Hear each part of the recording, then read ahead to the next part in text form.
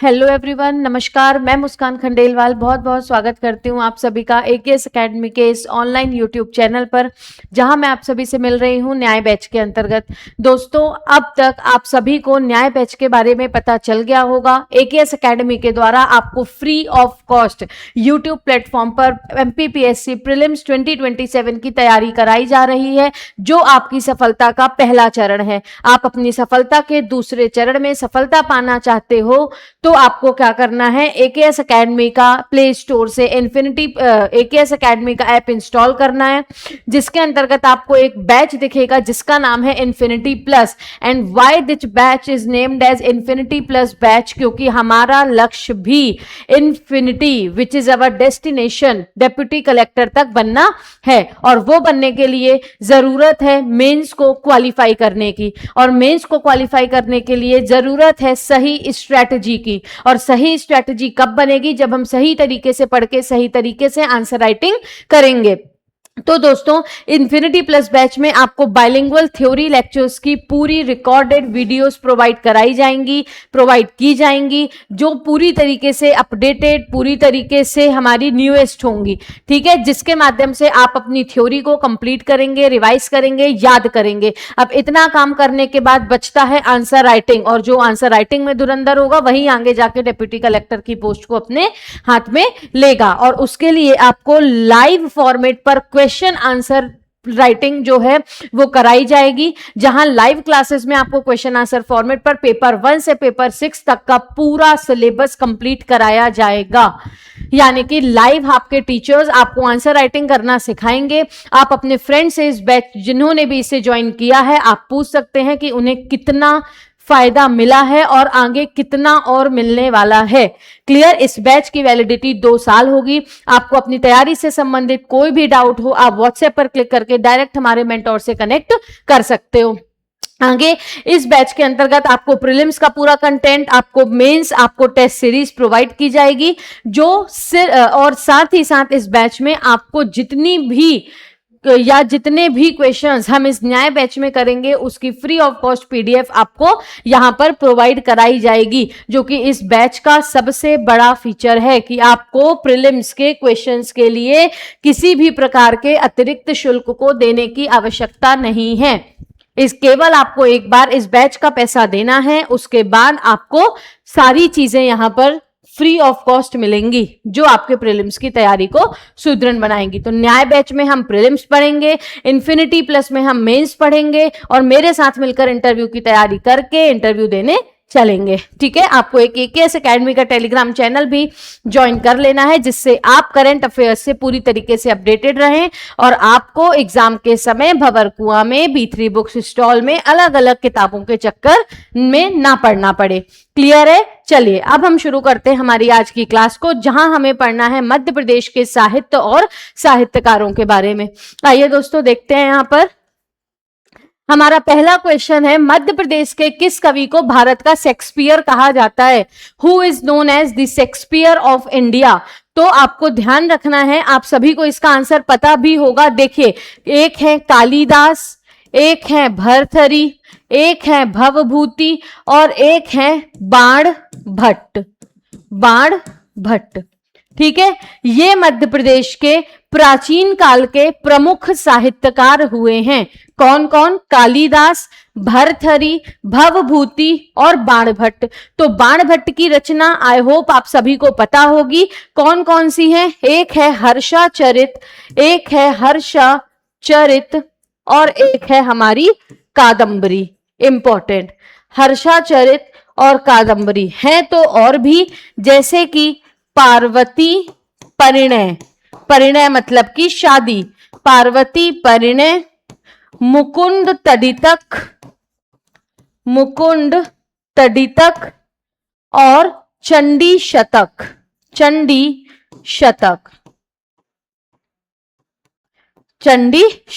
तो क्या लिखा है? बाण भट्ट, भवभूति, भर्तहरि और कालिदास मध्य प्रदेश के प्राचीन काल के प्रमुख साहित्यकार हुए हैं, जिसमें बाणभट्ट की इंपॉर्टेंट रचनाएं हैं हर्षाचरित, जिसमें हर्षवर्धन जो हमारे वर्धन डायनेस्टी के शासक थे, पुष्यभूति डायनेस्टी के, उनकी जानकारी मिलती है। कादंबरी, इसे first novel of the world भी कहा जाता है। कादंबरी को first novel of the world, विश्व का पहला उपन्यास के तौर पर भी कादंबरी को जाना जाता है। उसके बाद चंडी, शतक, पार्वती, परिणय और मुकुंड टडिटक बाणभट्ट की महत्वपूर्ण रचनाएं हैं। ये संस्कृत के बहुत प्रमुख विद्वान रहे हैं। किसके दरबार में? हर्षवर्धन के। आगे है भर्तहरि। तो भर्तहरि, इनके बारे में हमने पढ़ा भी था कि भर्तहरि ने वैराग्य धारण कैसे किया, क्यों किया, क्या वजह थी। इनकी इंपॉर्टेंट रचनाएं भी मैंने आपको बताई थी। एक है त्रिशतक, जिसे हम शतक त्राय भी बोलते हैं। तो एक क्या है? त्रिशतक, जिसे हम क्या बोलते हैं? शतक त्राय, जिसके अंतर्गत श्रृंगार शतक, वैराग्य शतक और नीति शतक आते हैं।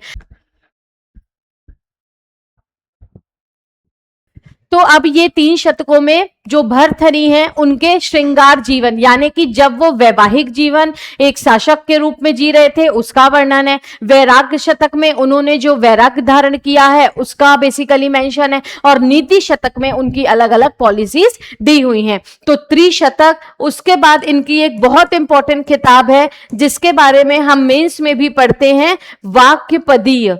वाक्यपदीय, इनकी और भी रचनाएं हैं, जैसे शब्द धातु समीक्षा, वेदांत सूत्रवृत्ति और मीमांसा सूत्रवृत्ति। क्लियर? उसके बाद अगर हम बात करें किसकी, हमारे भवभूति की, तो भवभूति को शेक्सपियर क्यों कहेंगे? जब हम इन्हें भारत का जॉन मिल्टन कहते हैं, तो इन्हें हम क्या कहते हैं? भारत का जॉन मिल्टन ऑफ इंडिया। इनका वास्तविक नाम नहीं है भवभूति। भवभूति का वास्तविक नाम क्या है? भवभूति का वास्तविक नाम है Shrikanth. What is his original name?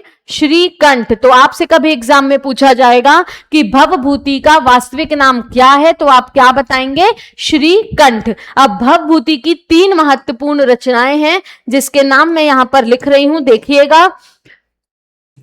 Mahavir चरित,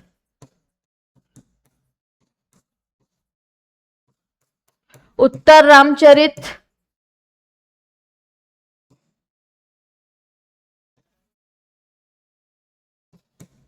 और महावीर चरित, उत्तर रामचरित एंड मालती माधव।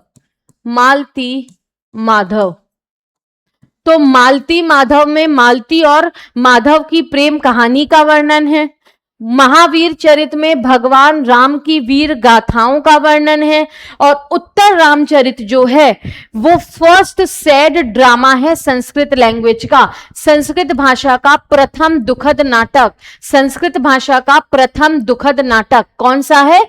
हमारा उत्तर रामचरित। अब आप देखो, एक क्वेश्चन बदले में आपके 10 क्वेश्चन सही करा के जाएगा। अब आप देखिए कैसे। यहां पर हमसे केवल एक क्वेश्चन पूछा गया था कि मध्य प्रदेश में भारत का शेक्सपियर, मतलब भारत के शेक्सपियर हम किसे कहते हैं, तो वो तो आप सभी को पता है कि हम किसे कहते हैं, लेकिन बाकी ऑप्शंस के बारे में भी तो आप बताइए। जब आप कह रहे हैं कि एक क्वेश्चन आपके 10 क्वेश्चन सही कराएगा, ठीक है।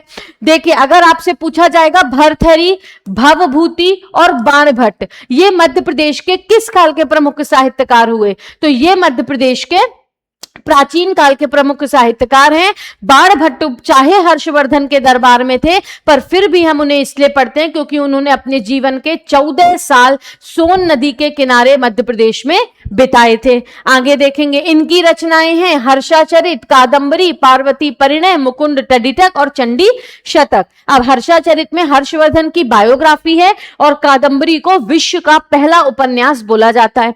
आगे देखेंगे भर्तहरि। तो भर्तहरि, इनके बारे में हमें सब कुछ पता है। इन्हें जहर, मतलब इन्हें अमर फल मिला, उन्होंने अपनी वाइफ को दिया, वाइफ ने कोतवाल को दिया, कोतवाल ने नर्तकी को, वापस से फल इनके पास आया। इन्हें देश दुनिया का जो भी बेसिकली छल है वो समझ में आया और फिर इन्होंने वैराग्य धारण कर लिया। त्रिशतक, श्रृंगार शतक, वैराग्य शतक, नीति शतक, वाक्यपदीय, उसके बाद वेदांता श्रुतवृत्ति, मीमांसा श्रुतवृत्ति और शब्द धातु समीक्षा जैसी महत्वपूर्ण किताबें इन्होंने लिखी थी। आगे अगर देखें तो आपसे पूछा जाएगा भवभूति, ठीक है, इनका ओरिजिनल नेम क्या है? इनका ओरिजिनल नेम है श्रीकंठ। भारत का जॉन मिल्टन किसे कहा जाता है? भवभूति को कहा जाता है। इनकी प्रमुख रचनाएं बताओ, ठीक है, मालती माधव, मालती और माधव की प्रेम कहानी, उत्तर रामचरित, संस्कृत भाषा का प्रथम दुखद नाटक, first sad drama of Sanskrit language, Mahavir Charit, भगवान श्री राम के हीरोइक सागा, भगवान श्री राम की वीरता की कहानियां। अब हमारा क्वेश्चन जो था, हम वापस उसमें आते हैं कि भारत का शेक्सपियर किसे कहा जाता है? कालिदास को। भारत का शेक्सपियर किसे कहा जाता है दोस्तों? कालिदास को। कालिदास की महत्वपूर्ण रचनाओं की अगर बात करें तो कालिदास की प्रमुख रचनाएं हैं रघुवंशम और कुमार संभवम। ये कालिदास की दो महाकाव्य हैं। महाकाव्य कौन क्या है? महाकाव्य, रघुवंशम और कुमार संभवम, जिसमें रघुवंशम में रघुकुल के सभी जो राजा हैं उनका हमें क्या मिलता है? मेंशन, महाराजा दिलीप से लेकर के रघुवंश तक का। तो कालिदास का फर्स्ट वर्क है। उसके बाद कुमार संभवम में शिव पार्वती का विवाह, ताड़कासुर का वध और कार्तिकेय के जन्म की कहानी मिलती है। ताड़कासुर का वध, कार्तिकेय का जन्म, शिव पार्वती के विवाह की कहानी। आगे देखेंगे इनके इंपॉर्टेंट ड्रामा हैं कौन कौन से?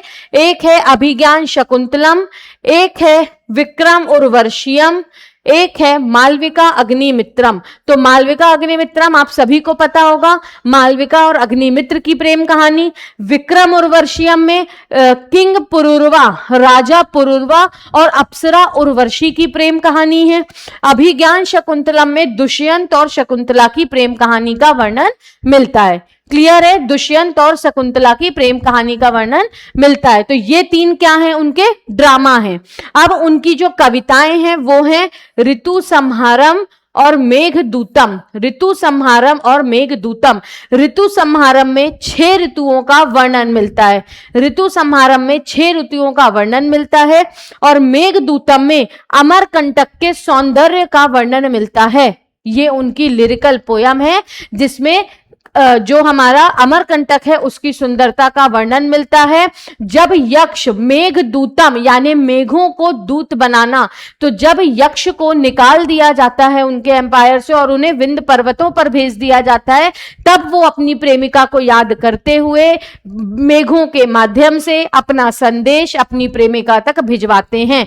द एग्जाइल ऑफ किंग यक्ष, ठीक है, was described in मेघदूतम। तो मेघदूतम में क्या है? मेघों को दूत बनाकर राजा यक्ष को जब माउंटेन्स यानी पर्वतों पर भेज दिया गया था, तब वो अपनी प्रेमिका के लिए मेघों को दूत बना के एज अ मैसेंजर बना के अपने संदेश उन तक पहुंचाते थे। और मेघदूतम में हमें अमरकंटक के सौंदर्य का वर्णन मिलता है। मेघदूतम में नर्मदा, चंबल और बेतवा नदी का मेंशन भी मिलता है। किसका? नर्मदा का, चंबल का और बेतवा नदी का। ध्यान रखना है आपको। तो ये कालिदास की प्रमुख रचनाएं हैं। इंपॉर्टेंट ड्रामा अभिज्ञान शकुंतलम, मालविका अग्निमित्रम, विक्रम उर्वशीयम। इंपॉर्टेंट इनके जो खंड काव्य हैं वो कौन कौन से हैं, या हम बोलें कविताएं, ऋतु संहारम और मेघदूतम, जहां वो मेघों को दूत बनाकर भेजते हैं। अमरकंटक के सौंदर्य का वर्णन मेघदूत में, नर्मदा, चंबल, बेतवा का मेंशन मेघदूत में। उसके बाद इनके हम महाकाव्य देखेंगे तो रघुवंशम और कुमार संभवम। क्लियर है? आगे बढ़ते हैं। बृहद संहिता की रचना किसने की? बृहद संहिता की रचना किसने की? इसका आंसर आप सभी को पता है। बृहद संहिता की रचना वराहमिहिर ने की, जिनका जन्म उज्जैन के कायथा में हुआ था, जो 2024 प्रीलिम्स में आपसे क्वेश्चन भी पूछा गया था। उसके बाद संस्कृत के एक महत्वपूर्ण विश्वकोश है। It is an important encyclopedia written in the Sanskrit language. कौन थे वराहमिहिर? वराहमिहिर चंद्रगुप्त विक्रमादित्य के नवरत्नों में से एक थे, जो कि ज्योतिषी शास्त्र में निपुण थे। ठीक, आगे देखेंगे। सरस्वती कंठाभरण किसने लिखी है? हमने पढ़ा भी है। राजा भोज की रचनाएं। सम्रांगण सूत्रधार किससे संबंधित है? आर्किटेक्चर। सरस्वती कंठाभरण किससे संबंधित है? संस्कृत व्याकरण। किसकी रचना है? राजा भोज की। किसकी रचना है दोस्तों? राजा भोज की। फिर अगर आपसे कभी राजशेखर अच्छा, एक यहां पर देखिए इंपॉर्टेंट नाम लिखा है विशाख दत्त। विशाख दत्त की एक बहुत इंपॉर्टेंट किताब है मुद्रा राक्षस, मुद्र राक्षस और देवी चंद्रगुप्तम, मुद्र राक्षस और देवी चंद्रगुप्तम। उसके बाद अगर आपसे राजशेखर की इंपॉर्टेंट कविताएं पूछी जाएं या राजशेखर की इंपॉर्टेंट रचनाएं पूछी जाए तो आपको इंपॉर्टेंट याद रखना है काव्य मीमांसा, काव्य मीमांसा, कर्पूर मंजरी, कर्पूर मंजरी। एक बहुत इंपॉर्टेंट किताब है मध्य प्रदेश से संबंधित विद्यसाल भंजिका, विद्यसाल भंजिका। अब देखिए आपसे अगर एग्जाम में क्वेश्चन पूछा जाए कि राजशेखर की किस रचना में हमें कलचुरी वंश के शासकों का वर्णन मिलता है या कलचुरी वंश का वर्णन मिलता है, तो आप उत्तर देंगे कर्पूर मंजरी ग्रंथ से। क्लियर। फिर आपसे क्वेश्चन पूछा जाएगा कि राजशेखर की किस रचना में हमें किस रचना में उन्होंने युवराज देव कलचुरी को, जिस राजा के संरक्षण में वो रहते थे, तो राजशेखर ने अपनी किस रचना में युवराज देव कलचुरी को उज्जैनी भुजंग कहा है, यानी उज्जैन का विजेता कहा है, तो आप उत्तर देंगे विद्यसाल भंजिका में। क्लियर है। तो राजशेखर की और विशाख दत्त की ये रचनाएं आपको याद रखनी है। यहां पर हम बात कर रहे हैं सरस्वती कंठाभरण की। तो सरस्वती कंठाभरण राजा भोज की बहुत इंपॉर्टेंट किताब है जो संस्कृत व्याकरण से संबंधित है। देखेंगे यहां पर परमार वंश के शासक राजा भोज एक विद्वान कवि, दार्शनिक और ज्योतिषी थे। सरस्वती कंठाभरण, श्रृंगार मंजरी, चारुचार और तत्व प्रकाश इनकी इंपॉर्टेंट रचनाएं हैं। अगर आपसे कभी पूछ लिया जाए कि राजा भोज की किस रचना में एस्ट्रोलॉजी नहीं क्या नाम था, हाँ, राजा भोज की किस रचना में हमें आर्किटेक्चर का वर्णन मिलता है, आर्किटेक्चर यानी कि राजा भोज की कौन सी रचना वास्तुकला से संबंधित है, वास्तुकला है ज्योतिषी नहीं, तो कौन सी रचना वास्तुकला से संबंधित है, तो वो है हमारी सम्रांगण सूत्रधार, सम्रांगण सूत्रधार। और सरस्वती कंठाभरण किससे है, संस्कृत व्याकरण से। आगे बढ़ेंगे। मुकुल किसकी प्रसिद्ध रचना है, क्या ये माखनलाल चतुर्वेदी की है, तो माखनलाल चतुर्वेदी की रचनाएं हम अभी आगे पढ़ेंगे। भवानी प्रसाद मिश्र, फिर मुकुटधर पांडे और सुभद्रा कुमारी चौहान। तो सुभद्रा कुमारी चौहान का जो जन्म है वो हुआ था इलाहाबाद के निहलपुर गांव में। कहां पर, इलाहाबाद के निहलपुर गांव में इनका जन्म हुआ था। और तो वैसे तो हमें इन्हें नहीं पढ़ना चाहिए फिर मध्य प्रदेश के लिटरेचर में, लेकिन वो हमने इसलिए पढ़ा क्यों, क्योंकि उनकी शादी खंडवा के ठाकुर लक्ष्मण सिंह के साथ हुई थी, तो फिर वो मध्य प्रदेश में रही, इसलिए हम उनकी रचनाएं मध्य प्रदेश में पढ़ते हैं। तो ये जो मुकुल है वो किसकी इंपॉर्टेंट रचना है, मुकुल किसकी इंपॉर्टेंट रचना है, सुभद्रा कुमारी चौहान की। मुकुल किसकी इंपॉर्टेंट रचना है, सुभद्रा कुमारी चौहान की। तो देखेंगे यहां पर इनकी और भी कुछ प्रमुख रचनाएं होंगी। ठीक है, एक है उन्मादिनी, उन्मादिनी, फिर है एक त्रिधारा, त्रिधारा, देन एक है राखी की चुनौती, राखी की चुनौती, राखी की चुनौती। फिर एक अगर हम देखें तो है जलियांवाला बाग में बसंत, जलियांवाला बाग में बसंत। फिर है बिखरे हुए मोती, बिखरे हुए मोती। एक है सीधे साधे चित्र, सीधे साधे चित्र। एक है सभा के खेल, सभा के खेल। एक है वीरों का ऐसा हो बसंत, वीरों का ऐसा हो बसंत, वीरों का ऐसा हो बसंत। ये सारी महत्वपूर्ण रचनाएं हैं किसकी, सुभद्रा कुमारी चौहान की। तो सुभद्रा कुमारी चौहान की महत्वपूर्ण रचनाओं में याद रखना है उन्मादिनी, मुकुल, त्रिधारा, सीधे साधे चित्र, सभा के खेल, वीरों का ऐसा हो बसंत, बिखरे हुए मोती और राखी की चुनौती, जलियांवाला बाग में बसंत। ठीक है, सुभद्रा कुमारी चौहान ने झंडा सत्याग्रह या नॉन कॉरपोरेशन मूवमेंट, दोनों ही में अपना जो है तो महत्वपूर्ण योगदान दिया था। और एक बात और आप जान लीजिए, झंडा सत्याग्रह के दौरान जेल जाने वाली पहली महिला भी सुभद्रा कुमारी चौहान ही थी। ठीक है, देखेंगे आगे। अच्छा, एक चीज और, अब यहां पर भवानी प्रसाद माखनलाल चतुर्वेदी जी की रचनाएं हम आगे पढ़ेंगे। भवानी प्रसाद मिश्र, ठीक है, तो भवानी प्रसाद मिश्र की रचनाएं आप सुनकर नोट कर लीजिए। भवानी प्रसाद मिश्र का जन्म 1913 में होशंगाबाद जिले में हुआ था। भवानी प्रसाद मिश्र की प्रमुख रचनाएं कौन कौन सी हैं, तो उसमें है एक हमारे सतपुड़ा के घने जंगल, बुनी हुई रस्सी, गीत फरोश, अंधेरी कविताएं, त्रिकाल संध्या, गांधी पंचशती, जिन्होंने मुझे रचा, मानसरोवर दिन और दूसरा सप्तक। क्लियर, इनकी इंपॉर्टेंट रचनाएं हैं कौन कौन सी। पहली, सतपुड़ा के घने जंगल, बुनी हुई रस्सी, गीत फरोश, अंधेरी कविताएं, जिन्होंने मुझे रचा, मानसरोवर दिन, त्रिकाल संध्या, दूसरा सप्तक, गांधी पंचशती। ये भवानी प्रसाद मिश्र की बहुत महत्वपूर्ण रचनाएं हैं जिसको आपको ध्यान रखना है।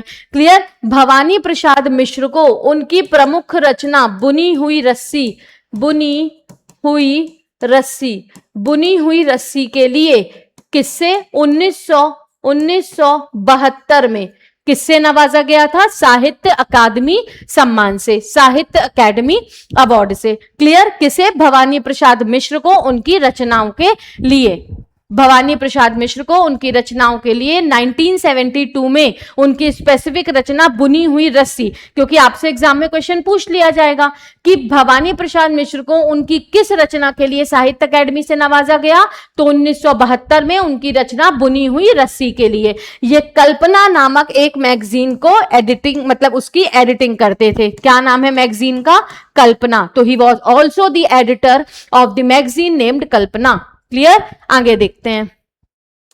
फिर नेक्स्ट है रामचंद्रिका किसकी प्रसिद्ध रचना है। रामचंद्रिका किसकी प्रसिद्ध रचना है, तो वो किसकी रचना है, तो क्या ये पद्माकर की रचना है, भूषण, केशवदास या भवभूति। तो भवभूति तो बिल्कुल नहीं होंगे, इनकी रचनाएं हमने अभी पढ़ ली है। आंसर है इसका केशवदास। केशवदास का जन्म 1555 में मध्य प्रदेश के निवाड़ी जिले के ओरछा में हुआ था। क्लियर, ये जो केशवदास हैं ये ओरछा के राजा इंद्रजीत के दरबार में रहते थे। ओरछा के राजा इंद्रजीत के दरबार में रहते थे। और इन्हें एक बात और, इन्हें रीति काल का पहला कवि भी कहा जाता है। रीति काल के पहले कवि, रीति काल के पहले कवि। मध्य प्रदेश में 4 प्राचीन साहित्यकारों को हमने पढ़ लिया।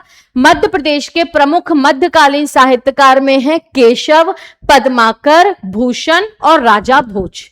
ये मध्य प्रदेश के 4 कौन है, मध्यकालीन साहित्यकार, केशव, पद्माकर, भूषण और राजा भोज। ठीक है, तो केशवदास रीति काल के पहले कवि, 1555 में ओरछा में ये इनका जन्म हुआ और ये ओरछा के राजा इंद्रजीत के दरबार में रहते थे। इन्होंने अपने जीवन काल में 9 प्रमुख किताबें लिखी हैं। कितनी प्रमुख किताबें लिखी हैं, 9, जिनके नाम आपको पता होना चाहिए। कौन कौन सी, रामचंद्रिका, रसिक प्रिया, कवि प्रिया, जहांगीर जस चंद्रिका,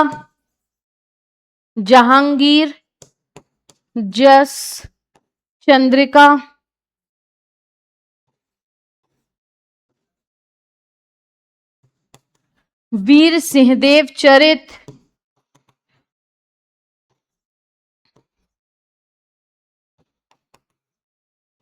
रत्न बावनी, विज्ञान गीता।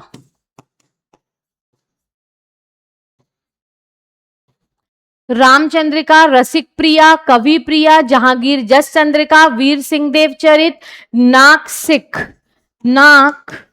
सिख और राम अलंकृत मंजरी।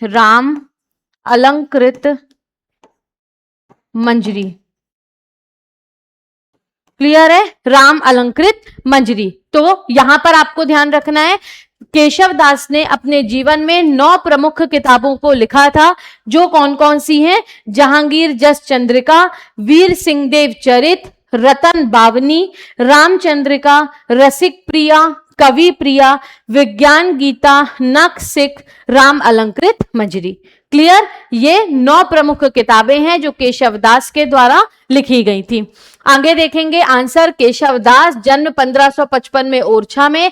एक बात और, इन्हें कठिन काव्य का प्रेत कहा जाता है। ही वॉज नोन एज, या he also known as ghost of tough and heartless poetries, कठिन एवं हृदयहीन काव्यों का प्रेत। ठीक है, आगे देखेंगे। हंसते हैं रोते हैं किसकी रचना है? हंसते हैं रोते हैं किसकी रचना है? तो ये प्रमुख रचना है हरिशंकर परसाई की। ये प्रमुख रचना है हरिशंकर परसाई की। देखिए, हमने भवानी प्रसाद मिश्र की रचनाएं मैंने आपको बता दी। ठीक है, भवानी प्रसाद मिश्र की रचनाएं। उसके बाद हमने किसकी रचनाएं देखी? यहां पर केशव दास की। अब हमें देखना है हरिशंकर परसाई की, जो बहुत सारी रचनाएं हैं इनकी। ठीक है, तो यहां पर आपसे पूछा जा रहा है हंसते हैं रोते हैं किसकी रचना है? हरिशंकर परसाई की। देखते हैं इनकी और भी कौन कौन सी रचनाएं हैं। इनका जन्म होशंगाबाद के जमानी गांव में 1924 में हुआ था। इन्होंने वसुधा और प्रहारी नामक पत्रिका का संपादन जबलपुर से किया था। तो कल्पना मैगजीन, देखिए हम भवानी प्रसाद मिश्र की थोड़ा सा बात करते हैं। भवानी, यहां पे लिखते हैं भवानी प्रसाद मिश्र। ठीक है, भवानी प्रसाद मिश्र। तो भवानी प्रसाद मिश्र के बारे में हमने क्या पढ़ा? ये कौन सी मैगजीन एडिट करते थे? कल्पना मैगजीन के ये कौन थे? एडिटर। अब इनकी इंपॉर्टेंट रचनाओं में मैंने आपको कौन कौन से नाम बताए हैं? तो बुनी हुई रस्सी, बुनी हुई रस्सी, जिसके लिए इन्हें 1972 में साहित्य अकेडमी से नवाजा गया, साहित्य अकेडमी से। उसके बाद सतपुरा के घने जंगल, सतपुरा के घने जंगल। फिर उसके बाद है गीत फरोश, फिर है अंधेरी कविताएं, अंधेरी कविताएं। फिर है त्रिकाल संध्या, त्रिकाल संध्या। फिर है यहां पर मानसरोवर दिन, मानसरोवर दिन। फिर है यहां पर गांधी पंचशती, गांधी पंचशती। फिर है यहां पर जिन्होंने मुझे रचा, जिन्होंने मुझे रचा। क्लियर है? ये किसकी प्रमुख रचनाएं हैं? भवानी प्रसाद मिश्र की। मुझे बताना इंपॉर्टेंट लग रहा था तो मैंने बता दिया, क्योंकि लगभग हर वर्ष, चाहे वो मैच द कॉलम फॉर्म पे पूछे, चाहे ट्रू और फॉल्स फॉर्म पे पूछे, लेकिन भवानी प्रसाद मिश्र से संबंधित रचनाएं आपसे पूछी जाती हैं। ठीक, अब हम यहां पर पढ़ रहे थे हरिशंकर परसाई के बारे में। तो इनका जन्म 1924 में होशंगाबाद के जमानी गांव में हुआ था। होशंगाबाद के जमानी गांव में इनका जन्म हुआ था। ये वसुधा और प्रहारी नामक मैगजीन के एडिटर थे, और ये मैगजीन की एडिटिंग जबलपुर से करते थे। ठीक, अब इनकी इंपॉर्टेंट रचनाएं देखिए। हंसते हैं रोते हैं, तट की खोज, टार्च बेचने वाला, रानी नागफनी की कहानी, सदाचार का ताबीज, ठिठुरता गणतंत्र व भूत के पांव पीछे हैं। और लिखिए, एक है एक लड़की 5 दीवाने, एक लड़की 5 दीवाने, एक लड़की 5 दीवाने, भोला राम का जीव, भोला राम का जीव, प्रेमचंद के फटे जूते, प्रेमचंद के फटे जूते, विकलांग श्रद्धा का दौर, मोस्ट इंपॉर्टेंट, विकलांग श्रद्धा का दौर। तो हरिशंकर परसाई की महत्वपूर्ण रचनाएं कौन कौन सी हैं? विकलांग श्रद्धा का दौर, भूत के पांव पीछे हैं, शिकायत मुझे भी है, हंसते हैं रोते हैं, गणतंत्र ठिठुरता हुआ, भोला राम का जीव, एक लड़की पांच दीवाने, गणतंत्र ठिठुरता हुआ, और एक है हमारा ये भोला राम का जीव, एक है टॉर्च बेचने वाला। एक और इंपॉर्टेंट आपको लिख लेना है, सदाचार का ताबीज, सदाचार का ताबीज। अब आपसे पूछा जाएगा कि हरिशंकर परसाई को उनकी किस रचना के लिए 1982 में साहित्य अकादमी से नवाजा गया? 1982 में हरिशंकर परसाई को उनकी किस रचना के लिए साहित्य अकादमी से नवाजा गया? तो आप उत्तर देंगे विकलांग श्रद्धा का दौर। विकलांग श्रद्धा के दौर के लिए इन्हें 1982 में साहित्य अकादमी से नवाजा गया, साहित्य अकादमी से नवाजा गया। क्लियर है? क्लियर है आप सभी को? 1972 में बुनी हुई रस्सी के लिए भवानी प्रसाद मिश्र को, 1982 में विकलांग श्रद्धा के दौर के लिए हरिशंकर परसाई को। आगे देखेंगे अगला क्वेश्चन। राग रत्न किसकी रचना है? राग रत्न किसकी रचना है? क्या ये कुमार गंधर्व की रचना है? तो नहीं है। ठीक है, उसके बाद शंकर पंडित, उनकी भी नहीं है। आगे है पंडित कार्तिक राम, ये तो कथक डांसर थे, इनकी भी नहीं है। फिर है महाराजा चक्रधर सिंह, तो महाराजा चक्रधर सिंह की प्रमुख रचना है राग रत्न और राम रत्न। क्लियर? एक और इंपॉर्टेंट है अलकापुर, अलकापुर राग रत्न मंजूषा, मंजूषा माया चक्र,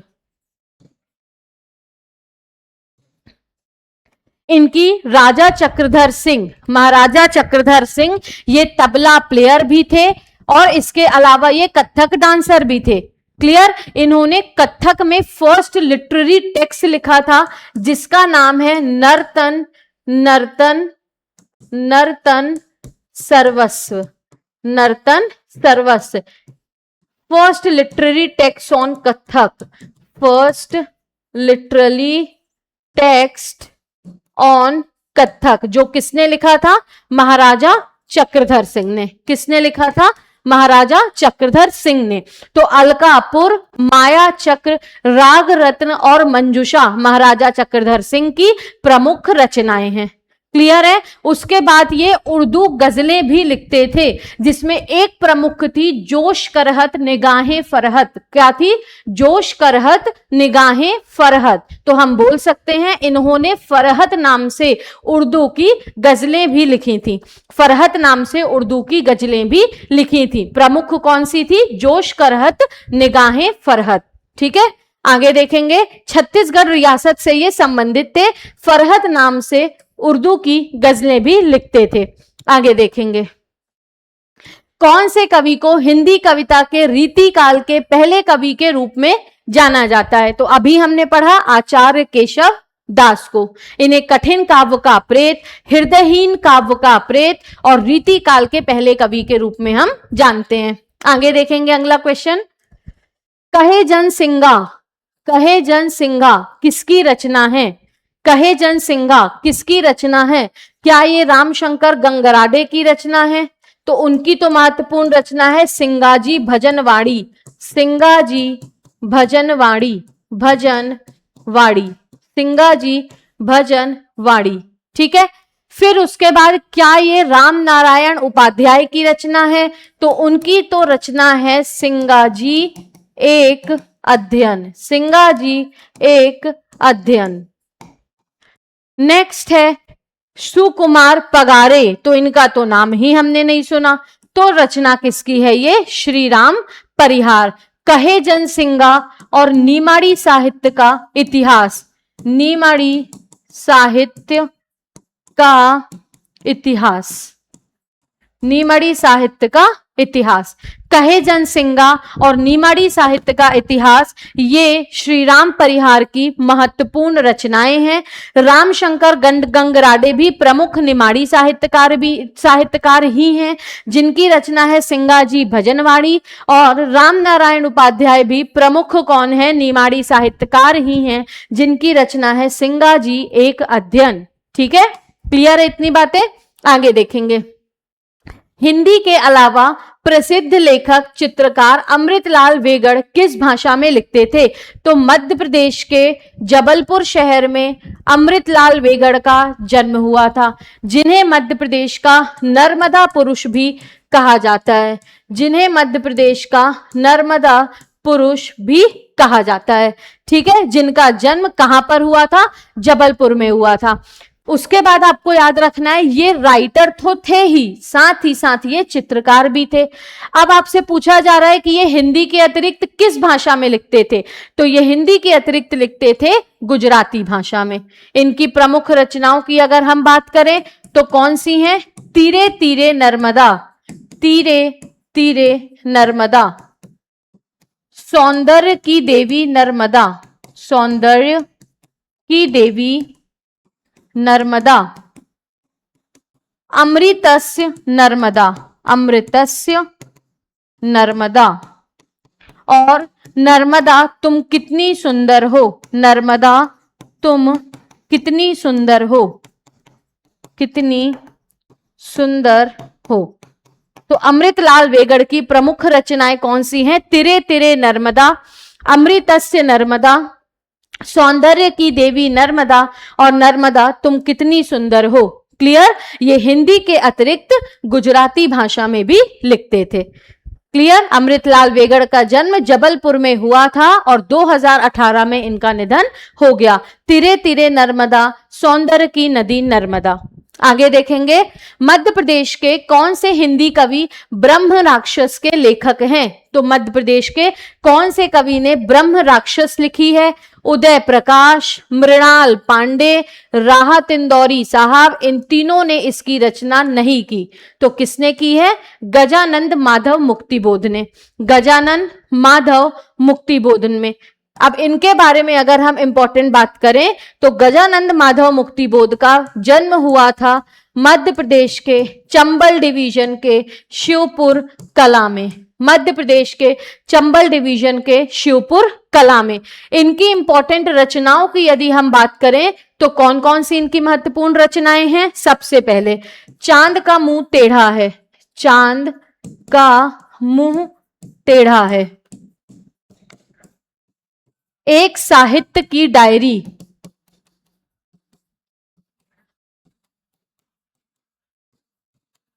भारत इतिहास और संस्कृति, भारत इतिहास और संस्कृति, इतिहास और संस्कृति, नई कविता का आत्मसंघर्ष, नई कविता का आत्मसंघर्ष, नए साहित्य का सौंदर्य शास्त्र, नए साहित्य का सौंदर्य शास्त्र,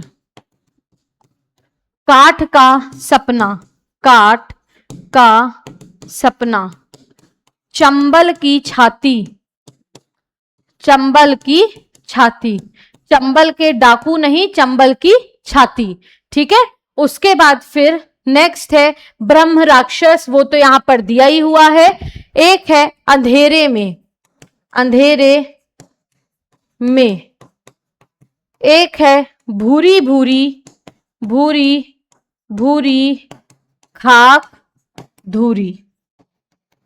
ये किसकी महत्वपूर्ण रचनाएं हैं? गजानन माधव मुक्तिबोध की, जिनका जन्म शिवपुर कला में हुआ था, चंबल डिवीजन के शिवपुर कला में। और इनकी इंपॉर्टेंट किताबें हैं चांद का मुंह टेढ़ा है, एक साहित्य की डायरी, भारत इतिहास और संस्कृति, नई कविता का आत्मसंघर्ष, नए साहित्य का सौंदर्य शास्त्र, काठ का सपना, चंबल की छाती, अंधेरे में, भूरी भूरी खाक धूरी, और एक और है सतह से उठता आदमी, सतह से उठता आदमी,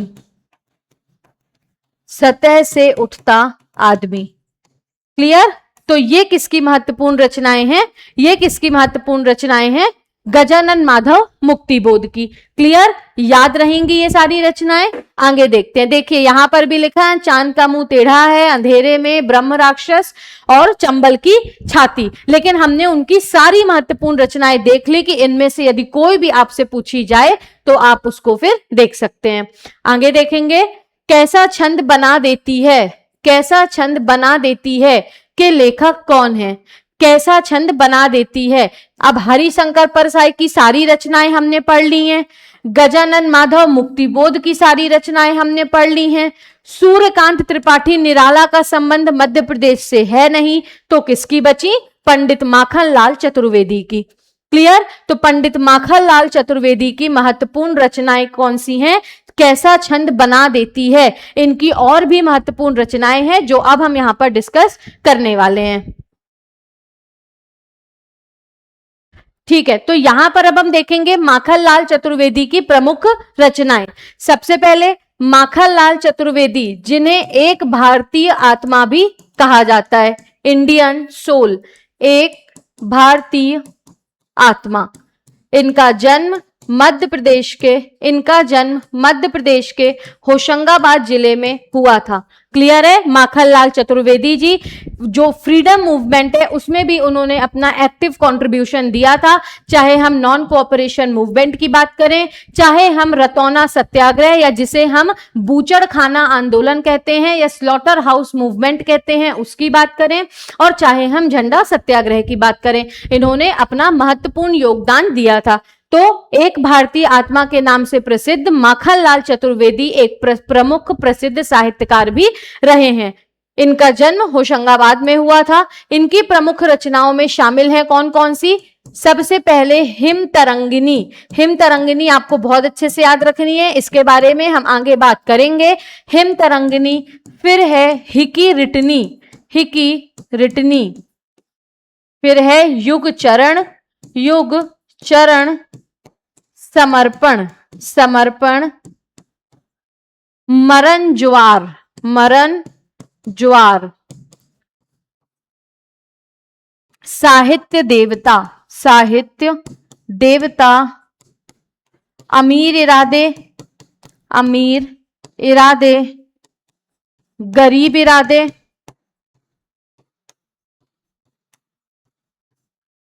समय के पांव, समय के पांव, पुष्प की अभिलाषा, पुष्प की अभिलाषा, पुष्प की अभिलाषा, जो इन्होंने बिलासपुर जेल में लिखी थी। बिलासपुर जेल में कई बार एग्जाम में क्वेश्चन पूछा जाता है कि माखनलाल चतुर्वेदी ने अपनी किस कृति की रचना बिलासपुर जेल में की थी, तो क्या उत्तर देंगे आप? पुष्प की अभिलाषा। आगे आपको याद रखना है हिम तरंगिनी, हिम तरंगिनी की जो रचना है वो इन्होंने की थी, जिसके लिए इन्हें साहित्य अकेडमी से 1955 में नवाजा गया।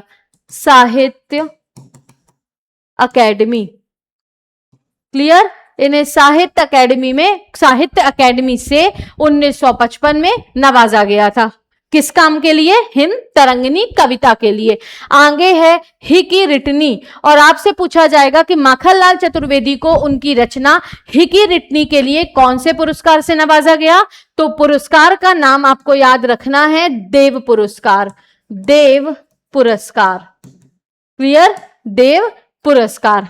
आगे अगर देखें तो आपसे पूछा जाएगा माखनलाल चतुर्वेदी जी को पद्म भूषण किस वर्ष दिया गया था, तो याद रखना है 1963 में इन्हें पद्म भूषण से सम्मानित भी किया गया था। तो देव पुरस्कार, पद्म भूषण पुरस्कार और साहित्य अकेडमी पुरस्कार। क्लियर, आगे देखेंगे माखनलाल चतुर्वेदी। अच्छा, ये है एक क्वेश्चन, एक भारतीय आत्मा के नाम से प्रसिद्ध माखनलाल चतुर्वेदी जी का जन्म मध्य प्रदेश के किस जिले में हुआ था, तो इनका जन्म भोपाल, होशंगाबाद, रायसेन या ग्वालियर। तो अभी मैंने आपको बताया इनका जन्म मध्य प्रदेश के होशंगाबाद शहर में हुआ था, जिसे हम नर्मदापुरम भी बोलते हैं। आगे देखेंगे नेक्स्ट क्वेश्चन, राजा भोज के किस कवि ने जैन धर्म को अपना लिया था, तो राजा भोज ने लगभग 500 कवियों को अपने दरबार में राजाश्रय दिया था। उसमें से राजा भोज के एक सबसे प्रमुख कवि थे जिन्होंने तिलक मंजरी ग्रंथ की रचना की थी। तिलक मंजरी। तो राजा भोज के एक सबसे इंपॉर्टेंट दरबारी कवि थे जिन्होंने तिलक मंजरी ग्रंथ की रचना की थी। उनका नाम क्या था? धनपाल। क्या नाम था दोस्तों? धनपाल। तो धनपाल जो थे वो राजा भोज के दरबारी कवि थे जिन्होंने जैन धर्म को अपना लिया था और तिलक मंजरी ग्रंथ की रचना की थी। आपको ध्यान रखना है। क्लियर? आगे देखेंगे। राष्ट्र कवि बाल कवि बैरागी का वास्तविक नाम क्या था? बाल कवि बैरागी का वास्तविक नाम क्या था? क्या उनका नाम जुगल दास था, बाल किशन दास, तिकल दास या नंदराम दास? तो आपको ध्यान रखना है, मध्य प्रदेश के नीमच जिले में जन्मे, मध्य प्रदेश के नीमच जिले में जन्मे बाल कवि बैरागी का वास्तविक नाम क्या था? नंदराम दास। क्या नाम था दोस्तों? नंदराम दास। अब इनकी महत्वपूर्ण रचनाओं की अगर हम बात करें तो याद रखना है, एक तो है भावी रक्षक देश के, भावी रक्षक देश के, फिर है दो टुक, अपनी गंध नहीं बेचूंगा,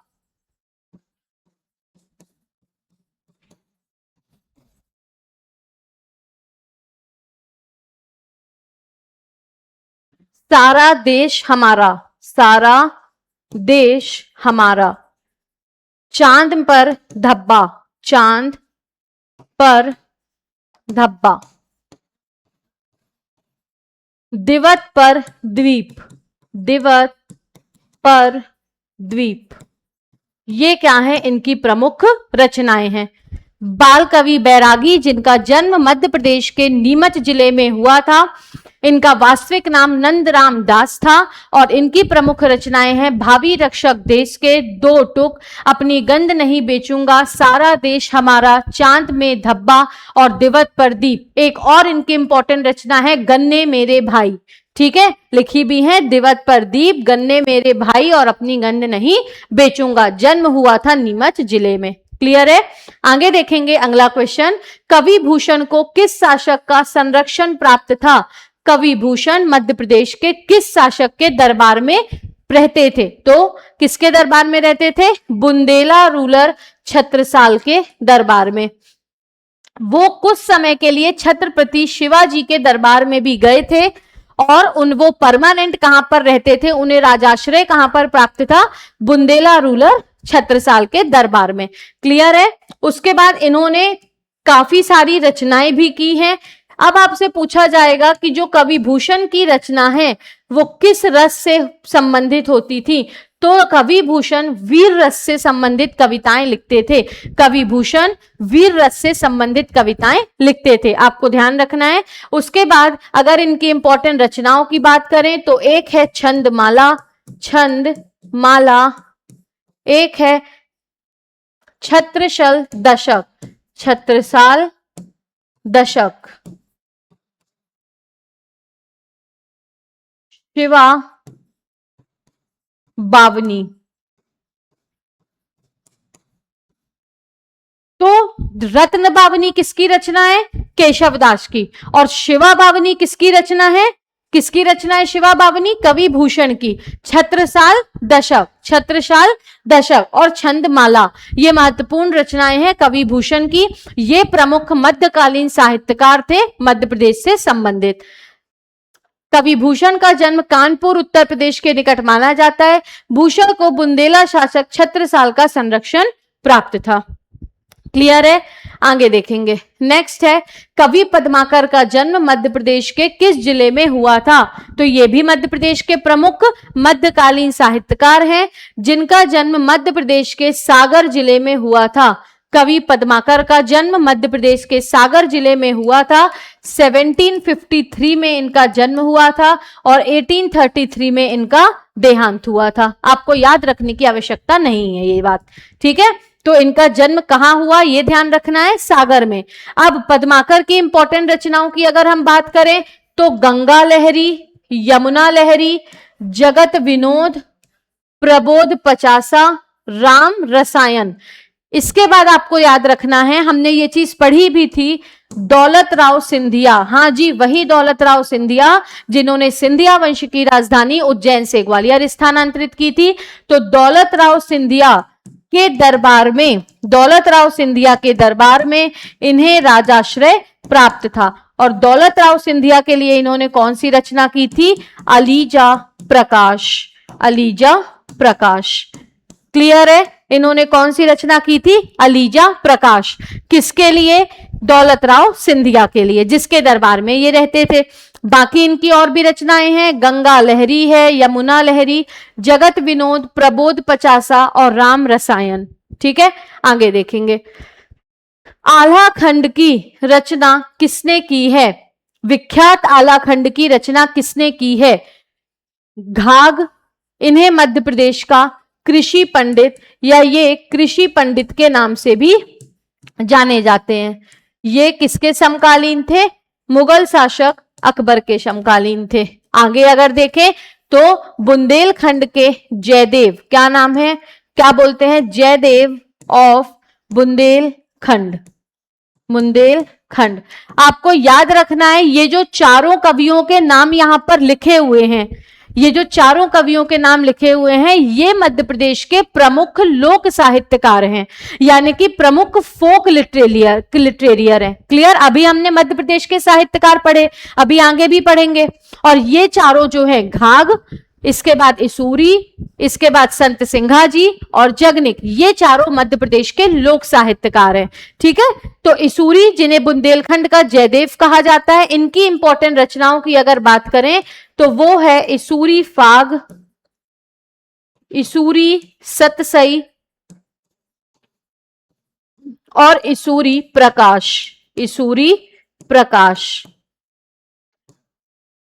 तो इसूरी फाग, इसूरी सतसई और इसूरी प्रकाश, ये इसूरी की प्रमुख रचनाएं हैं। इसूरी को हम जयदेव ऑफ बुंदेलखंड या बुंदेलखंड का जयदेव भी कहते हैं। इसूरी के लिए कविताएं लिखने के लिए जो सोर्स ऑफ इंस्पिरेशन रही हैं, जो प्रेरणा स्रोत रही हैं, वो थी उनकी प्रेमिका रजेऊ। कौन थी? प्रेमिका रजेऊ। यानी अपनी प्रेमिका रजेऊ से वो प्रेरणा लेकर, उनसे इंस्पायर होकर वो कविताओं की रचना करते थे। आगे अगर देखें तो घाघ कृषि पंडित, इनका हो गया। आगे हैं संत सिंघा जी, ये भी 15th सेंचुरी के इंपॉर्टेंट लोक साहित्यकार थे, जो किसके समकालीन थे? कबीर। इसीलिए हम इन्हें क्या बोलते हैं? हम इन्हें मालवा का कबीर भी बोलते हैं। मालवा का कबीर। क्या बोलते हैं हम इन्हें? मालवा का कबीर। इनकी प्रमुख रचनाएं हैं दोष बोध, दोष बोध, 12 मासी, 12 मासी, 15 तिथि, 15 तिथि और देश की वाणी, देश की वाणी। तो संत सिंघा जी ये भी प्रमुख निमाड़ी साहित्यकार थे। इन्हें मालवा का कबीर भी कहा जाता है, ये कबीर के समकालीन भी थे। ठीक है, इन्होंने दोष बोध, 12 मासी, 15 तिथि और देश की वाणी की रचना की थी। क्लियर? तो ये कौन है? सारे मध्य प्रदेश के लोक साहित्यकार। अब हमसे सवाल पूछा गया है किसके बारे में? जगनिक के बारे में। तो जगनिक किसके दरबार में थे? चंदेल शासक परमारदिदेव के शासनकाल में। क्लियर है? ये चंदेल शासक परमारदिदेव के शासनकाल में उनके दरबारी कवि थे, उनके दरबारी कवि थे।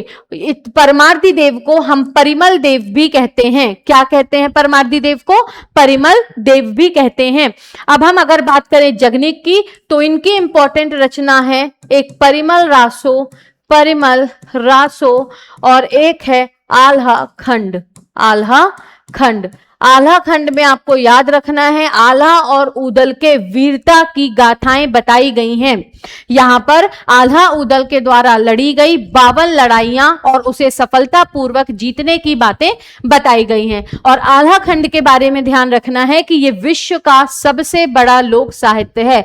It is the biggest folk tale of the world. It is the biggest folk tale of the world. Clear? तो विश्व का हमारा संस्कृत भाषा का सबसे दुखद नाटक कौन सा है? उत्तर रामचरितम। फिर अगर बात करें तो विश्व का पहला उपन्यास कौन सा है? बाणभट्ट द्वारा कृत कादंबरी। उसके बाद आपसे पूछा जाए कि विश्व का सबसे बड़ा, the world largest folk tale कौन सी है? आल्हा खंड। किसके द्वारा रचना की गई है? जगनिक के द्वारा। जगनिक और इसूरी दोनों ही प्रमुख बुंदेली साहित्यकार रहे हैं। आगे देखेंगे अगला क्वेश्चन। राह किनारे बैठ पुस्तक के लेखक का नाम क्या है? राह किनारे बैठ, माखनलाल चतुर्वेदी, इनकी सारी रचनाएं हमने देख ली। हरिशंकर परसाई, इनकी भी सारी रचनाएं हमने देख ली। ज्ञान चतुर्वेदी, ये हमें नहीं देखना, हमें देखना है शरद जोशी के बारे में। तो शरद जोशी है ना, शरद जोशी। तो शरद जोशी की महत्वपूर्ण रचना कौन सी है? राह किनारे बैठ। इनका जन्म मध्य प्रदेश के उज्जैन जिले में हुआ था। कहां पर हुआ था? मध्य प्रदेश के उज्जैन जिले में। क्लियर? आपने कभी बचपन में एक एपिसोड आता था, बेसिकली एक सीरियल स्टार्ट हुआ था सोनी सब में, सब टीवी में, लापता गंज। आपने यदि कभी देखा हो, लापता गंज एक सीरियल आता था, लगभग 2009 से 13 के बीच में वो शायद आया है। और उसमें जब हम देखते हैं लापता गंज जब शुरू होता है तो उसमें नीचे लिखा हुआ था शरद जोशी की कहानियों का पता।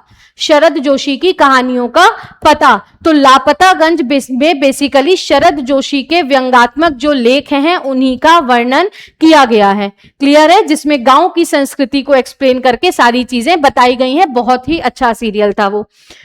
तो शरद जोशी, जिनका जन्म 1931 में मध्य प्रदेश के उज्जैन जिले में हुआ था, इनकी प्रमुख रचनाओं की यदि हम बात करें तो कौन सी हैं? एक था गधा, एक था गधा,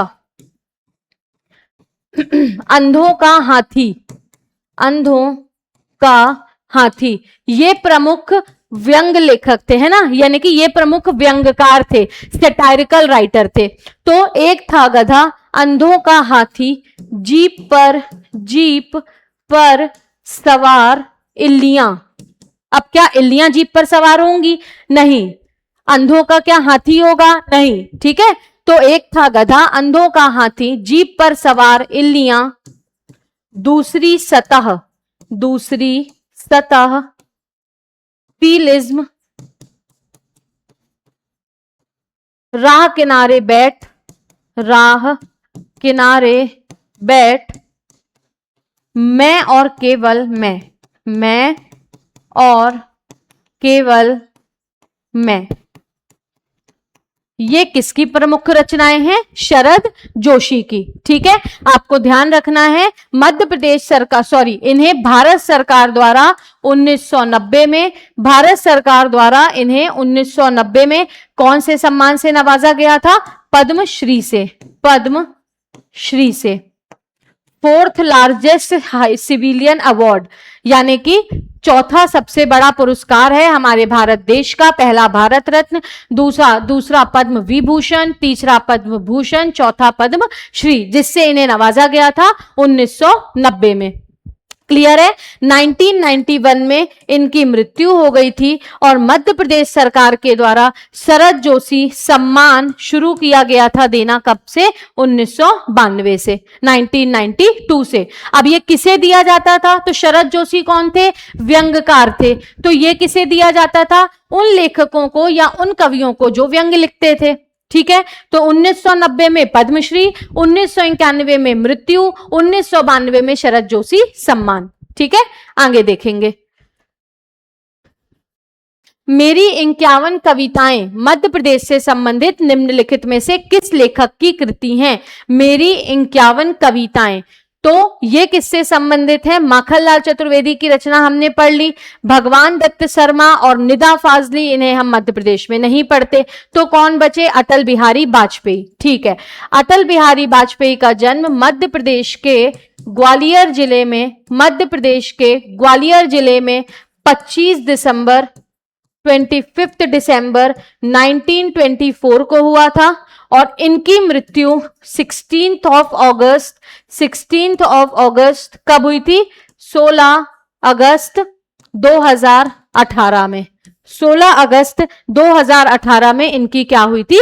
मृत्यु हुई थी। तो ध्यान रखना है, ग्वालियर में इनका जन्म हुआ था 25 दिसंबर 1924 को। ठीक है, अब 25 दिसंबर को हम किस रूप में मनाते हैं? आप सभी को पता होगा, 25 दिसंबर को हम मध्य प्रदेश में सुशासन दिवस के रूप में मनाते हैं। सुशासन दिवस, अटल बिहारी वाजपेयी जी की जयंती पर हम किस रूप में मनाते हैं इसे?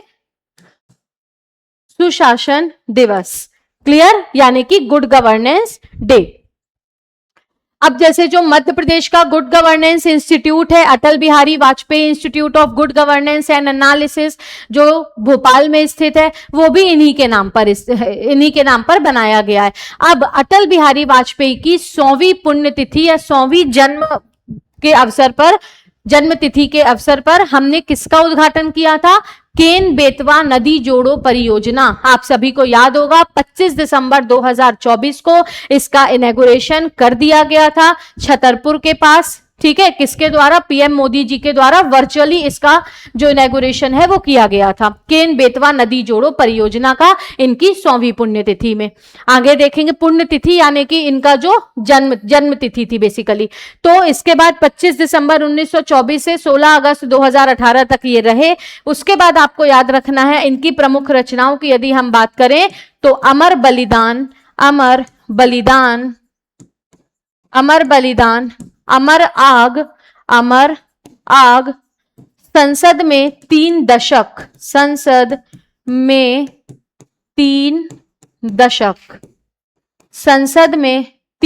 दशक, आगे मेरी 51 कविताएं लिखा हुआ है, मेरी 51 कविताएं। अमर बलिदान, अमर आग है, संसद में 3 दशक। इसके अलावा मृत्यु और हत्या, ये अटल बिहारी वाजपेयी की प्रमुख रचनाएं हैं। क्लियर? मृत्यु और हत्या। अटल बिहारी वाजपेयी को 1992 में second highest civilian award Padma Vibhushan से सम्मानित किया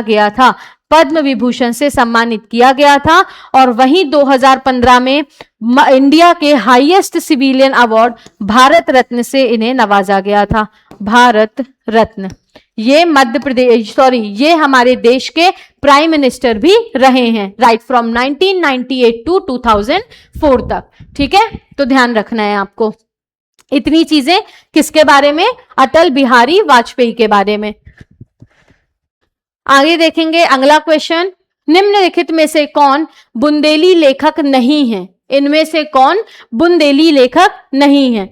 तो देख लेते हैं कौन नहीं है। जगनिक, मैंने आपको बताया ये बुंदेली लेखक हैं। इसूरी, ये भी बुंदेली लेखक हैं। गंगाधर व्यास भी प्रमुख बुंदेली साहित्यकार हैं, लेकिन महाराजा विश्वनाथ सिंह ये मध्य प्रदेश में बुंदेली साहित्यकार नहीं है। क्यों? क्योंकि ये तो रीवा रियासत से संबंधित है। ठीक है, और ये प्रमुख बघेली साहित्यकार हैं। इन्होंने हिंदी के पहले नाटक आनंद रघुनंदन की रचना की थी। आनंद रघुनंदन की रचना की थी। हिंदी का पहला नाटक मध्य प्रदेश में आनंद रघुनंदन, जिसकी रचना किसने की थी? महाराजा विश्वनाथ सिंह ने। आगे देखेंगे अगला क्वेश्चन, संस्कृत का वह कवि जिसे भारत का मिल्टन उपनाम से जाना जाता है। तो अभी मैंने आपको बताया था, शायद हमारा फर्स्ट या सेकंड क्वेश्चन ही था, जिसमें मैंने आपको बताया था कि जॉन मिल्टन ऑफ इंडिया किसे कहते हैं? श्रीकंठ को, जिनका नाम है भवभूति। ठीक है, इनकी तीनों रचनाएं हमने देखी हैं। मालती माधव, मालती और माधव की प्रेम कहानी, महावीर चरित, भगवान राम के वीरता की कहानियां, और उत्तर रामचरित जो कि फर्स्ट सेट ड्रामा है संस्कृत लैंग्वेज का। तो हम आगे बढ़ते हैं, देखेंगे 23rd क्वेश्चन। निम्नलिखित में से किस कवि को हिंदी साहित्य में रीतिकालीन दिवाकर कहा जाता है? तो यहां पर आपको रीतिकाल का पहला कवि नहीं पूछा जा रहा, आपको पूछा जा रहा है कि रीतिकालीन दिवाकर किसे कहा जाता है? तो वो कहा जाता है कवि भूषण को। किसे? कवि भूषण को। वीर रस के महान कवि भूषण को हिंदी साहित्य में रीतिकालीन दिवाकर कहा जाता है। उन्होंने रीतिकाल की श्रृंगारिक धारा के विपरीत वीर रस की कविताएं लिखकर राष्ट्रीयता का प्रसार किया था। जहां इस काल में लोग श्रृंगार रस से प्रेरित कविताएं लिख रहे थे, वहीं इन्होंने वीर रस की कविताएं लिखी थी। हम इन्हें रीतिकालीन दिवाकर भी हिंदी साहित्य का कहते हैं। तो रीतिकाल के पहले कवि केशव दास, रीतिकाल के दिवाकर किसे कहते हैं? कवि भूषण को, जिन्हें महाराजा छत्रसाल का संरक्षण प्राप्त था। नेक्स्ट क्वेश्चन देखेंगे, which of the following statements about Pandit Makhanlal Chaturvedi is incorrect. अब माखनलाल चतुर्वेदी जी के बारे में हमने सब कुछ पढ़ा है, तो यहां से हमें समझ में आ जाएगा कि कौन सा कथन उनके बारे में सत्य है और कौन सा कथन असत्य है। देखिए, पंडित माखनलाल चतुर्वेदी को एक भारतीय आत्मा, ये वाला तो बिल्कुल सही है, के उपनाम से जाना जाता है। यस, पंडित माखनलाल चतुर्वेदी ने करमवीर समाचार पत्र एवं प्रताप और प्रभा समाचार पत्र के लिए कार्य किया। बिल्कुल सही बात है। उन्होंने अपने पत्र कर्मवीर के माध्यम से ही क्या किया था? जो बूचड़खाना आंदोलन है उसकी शुरुआत की थी। रतौना या स्लॉटर हाउस मूवमेंट, क्योंकि जो ब्रिटिशर्स थे वो सागर के रतौना में एक बूचड़खाना, एक स्लॉटर हाउस बनाना चाहते थे, जिसके विरोध में माखनलाल चतुर्वेदी जी ने करमवीर के माध्यम से इसकी शुरुआत की थी। आगे है, पंडित माखनलाल चतुर्वेदी ने 1923 के जबलपुर के झंडा सत्याग्रह का नेतृत्व किया था। जी बिल्कुल किया था, हमने पढ़ा भी है। सुभद्रा कुमारी चौहान हो, द्वारका प्रसाद मिश्र हो, माखनलाल चतुर्वेदी हो, इन सभी ने नॉन कोऑपरेशन मूवमेंट में और झंडा सत्याग्रह में अपना एक्टिव कंट्रीब्यूशन दिया था। आगे, पंडित माखनलाल चतुर्वेदी ने गांधी पंचशती नामक महाकाव्य की रचना की थी। तो क्या इन्होंने गांधी महाकाव्य लिखा था? नहीं, गांधी पंचशती, क्योंकि गांधी पंचशती की रचना किसने की थी? भवानी प्रसाद मिश्र ने। किसने की थी दोस्तों? भवानी प्रसाद मिश्र ने। तो आंसर क्या है यहां पर? माखनलाल चतुर्वेदी ने गांधी पंचशती नामक महाकाव्य की रचना नहीं की है। आगे नेक्स्ट है यहां पर, निम्नलिखित में से कौन सी रचना आचार्य केशव दास की नहीं है? इनमें से कौन सी रचना आचार्य केशव दास की नहीं है? तो रसिक प्रिया उनकी 9 किताबों में से एक है। फिर जहांगीर चंद्रिका, ये भी उनकी किताब है। वीर सिंह देव चरित, ये भी उनकी किताब है। राम रसायन, ये तो किसकी किताब है? पद्माकर की। पद्माकर, ठीक है, ये किसकी रचना है? पद्माकर की। तो इसका उत्तर क्या होगा? राम रसायन आचार्य केशवदास के वर्क्स में शामिल नहीं है। ठीक है, अब देखिए यहां पर आपके 2 इंपॉर्टेंट कवि और बच जाते हैं, जिसमें एक का नाम है मुल्ला रामोजी। मुल्ला रामोजी, क्लियर? अब इनका जो बेसिकली इनके जो एंसेस्टर्स हैं वो बांग्लादेश से हैं, लेकिन हम इन्हें भोपाल मध्य प्रदेश से जोड़ते हैं। उसके बाद अगर देखा जाए तो ये जो मुल्ला रामोजी हैं, इनकी इंपॉर्टेंट रचना है गुलाबी उर्दू। गुलाबी उर्दू। अब गुलाबी उर्दू के भी कई पार्ट हैं, 3 हैं। एक इंतकाब गुलाबी उर्दू, एक मीकालात गुलाबी उर्दू और एक है मजमुआ गुलाबी उर्दू। इसके अलावा इनकी और भी रचनाएं हैं, जिंदगी, जंग, औरत जात, लाठी और भैंस। जिंदगी, जंग, औरत जात और लाठी और भैंस, ये मुल्ला रामोजी की प्रमुख रचनाएं हैं जो आपको याद करनी है। उसके बाद एक हम पढ़ते हैं बालकृष्ण शर्मा नवीन के बारे में। बालकृष्ण शर्मा नवीन। तो बालकृष्ण शर्मा नवीन के बारे में हम पढ़ते हैं, जिन्हें 1955 में ऑफिशियल लैंग्वेज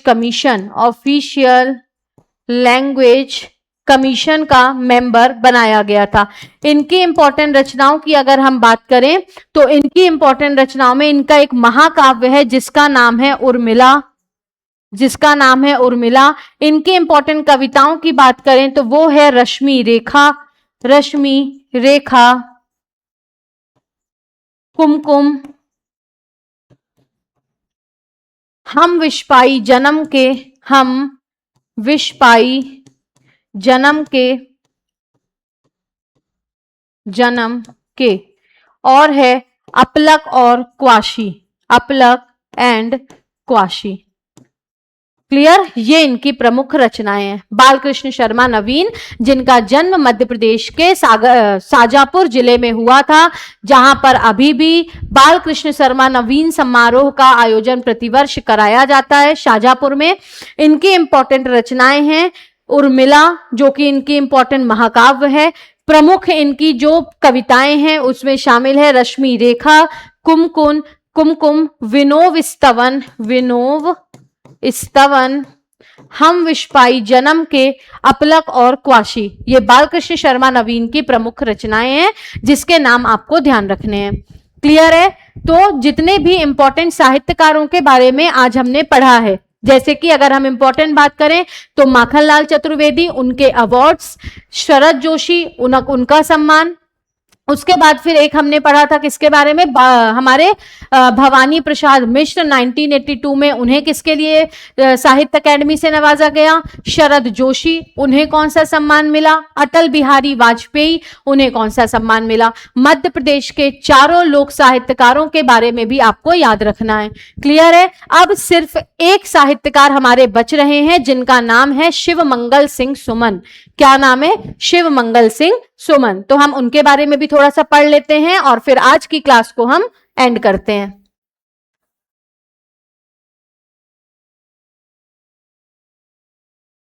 तो किसके बारे में?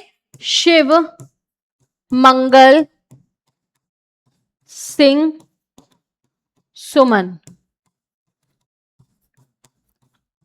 शिव मंगल सिंह सुमन।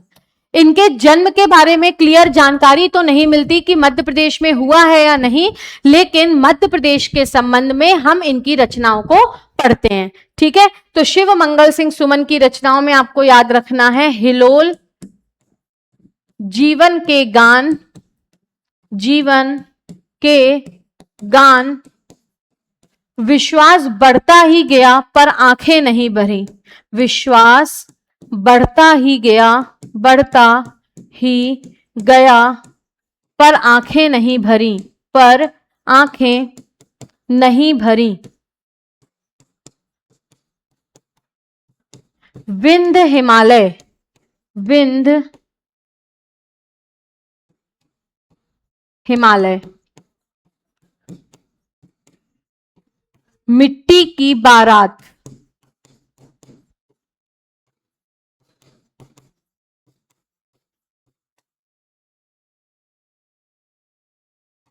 वाणी की व्यथा, वाणी की व्यथा। तो शिव मंगल सिंह सुमन, इनके इंपॉर्टेंट रचनाओं में कौन कौन सी हैं? हिलोल, जीवन के गान, विश्वास बढ़ता ही गया पर आंखें नहीं भरी, विंध्य हिमालय, मिट्टी की बारात और वाणी की व्यथा। अब आपसे पूछा जाएगा कि इनकी किस रचना के लिए इन्हें साहित्य अकेडमी से नवाजा गया? तो फॉर हिज वर्क मिट्टी की बारात 1974 में, 1974 में इन्हें भारत सरकार के द्वारा साहित्य अकेडमी से नवाजा गया, साहित्य अकादमी। क्लियर है? तो यहां पर हमारे मध्य प्रदेश के सारे प्रमुख साहित्यकार और लोक साहित्यकार समाप्त हुए। क्लियर है? आई होप आज की क्लास आप सभी को अच्छी लगी होगी, चीजें आपके समझ में आई होंगी। अपने अगली क्लास में हम मध्य प्रदेश के प्रमुख मेले और उत्सवों के बारे में पढ़ेंगे। आज के लिए आप सभी का बहुत बहुत धन्यवाद।